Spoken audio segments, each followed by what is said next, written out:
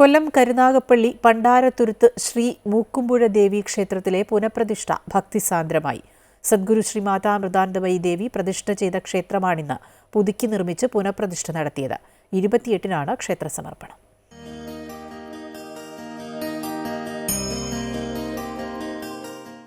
അഷ്ടകോണുകളോടുകൂടിയ ശിവലിംഗ പ്രതിഷ്ഠയുള്ള അപൂർവതയാർന്ന മഹാക്ഷേത്രമാണ് പണ്ടാരത്തുരുത്ത് ശ്രീ മൂക്കുമ്പുഴ ദേവീക്ഷേത്രം.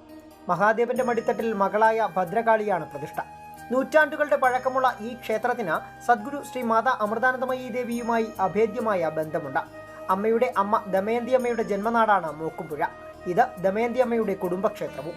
സദ്ഗുരു ശ്രീ മാതാ അമൃതാനന്ദമയി ദേവി ബാല്യകാലം ചെലവഴിച്ചതും ആദ്യകാലത്ത് ധ്യാനിച്ചിരുന്നതും ഈ ക്ഷേത്രത്തിലായിരുന്നു. 1988 ഈ ക്ഷേത്രത്തിൽ പുനഃപ്രതിഷ്ഠ ചെയ്തതും അമ്മ തന്നെ.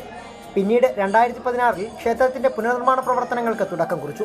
തച്ചുശാസ്ത്ര വിധിപ്രകാരം നിർമ്മാണം പൂർത്തീകരിച്ച ക്ഷേത്രത്തിലെ പുനഃപ്രതിഷ്ഠാ ചടങ്ങുകൾ ഈ മാസം 15-നാണ് ആരംഭിച്ചത്.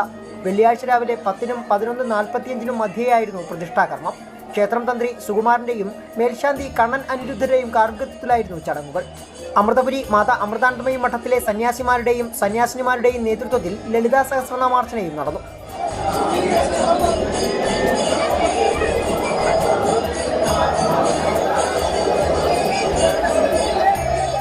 തുടർന്ന് പ്രമുഖരായ ആത്മീയ ആചാര്യന്മാർ പങ്കെടുത്ത സത്സംഗമുണ്ടായിരുന്നു.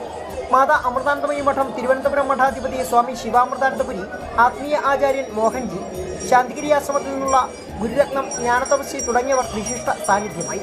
നാടിന്റെ ആത്മീയ വളർച്ചയെന്നത് നാട്ടിലെ ഓരോരുത്തരുടെയും ഉത്തരവാദിത്വമാണെന്ന് സ്വാമി ശിവാമൃതാനന്ദപുരി അനുഗ്രഹ പ്രഭാഷണത്തിൽ ചൂണ്ടിക്കാട്ടി. ചടങ്ങിൽ 500 പേർക്ക് വസ്ത്രദാനം ചെയ്തു. ക്ഷേത്രസ്ഥാപതി അടക്കമുള്ളവരെ ചടങ്ങിൽ ആദരിച്ചു. 28-ന് വൈകിട്ട് 5 മണിക്ക് ക്ഷേത്ര സമർപ്പണം നടക്കുമെന്ന് ഭാരവാഹികൾ അറിയിച്ചു. പുനഃപ്രതിഷ്ഠയുടെ ഭാഗമായി മഹാ അന്നദാനം, താരസംഗമം, മാധ്യമ സംഗമം എന്നിവയും ഉണ്ടായിരുന്നു. അമൃത ന്യൂസ്, കൊല്ലം.